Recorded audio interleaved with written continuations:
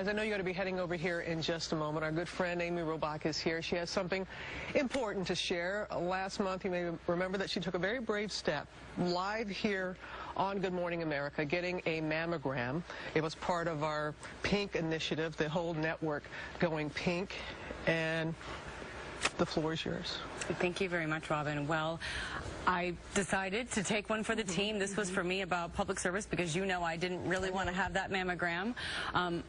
And just a few short weeks later, words I never expected to hear, I was told that I have breast cancer.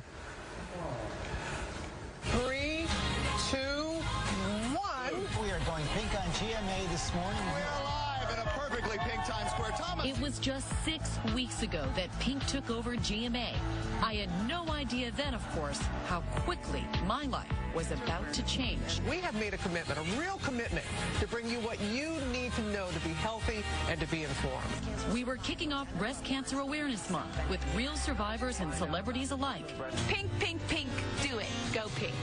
I want to say I was happy to do my part, but honestly, I was a little reluctant at first. We're hearing the word stronger, and you are being so strong today, Amy Robach.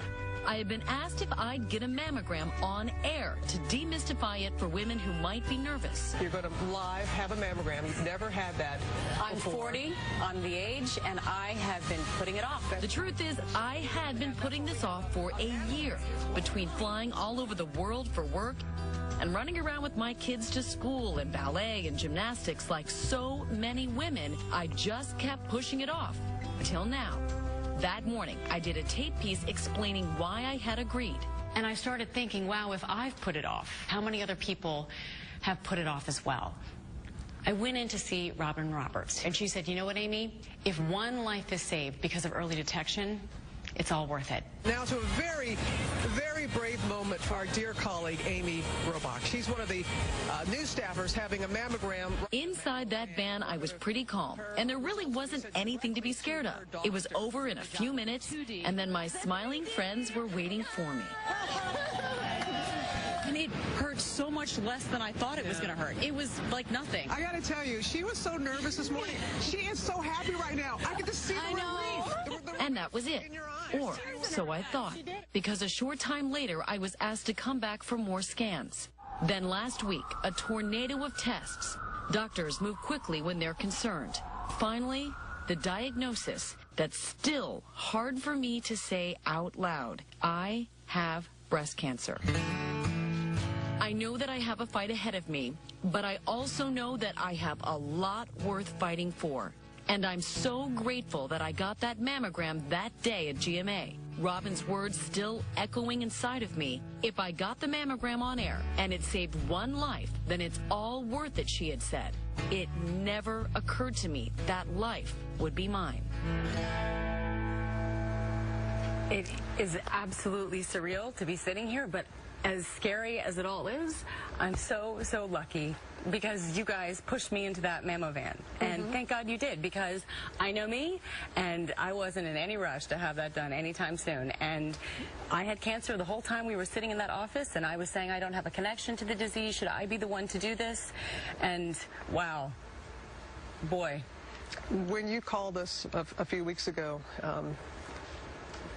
I'm sure the reaction to everybody at home, that was the reaction we had. Yeah. That could not believe that moment that you shared with us, and it was so brave of you to do that. And these have been very difficult weeks for you. Can you just share what you've decided to do? I have decided to have a bilateral mastectomy. I'm going to be very aggressive. I'm 40 years old.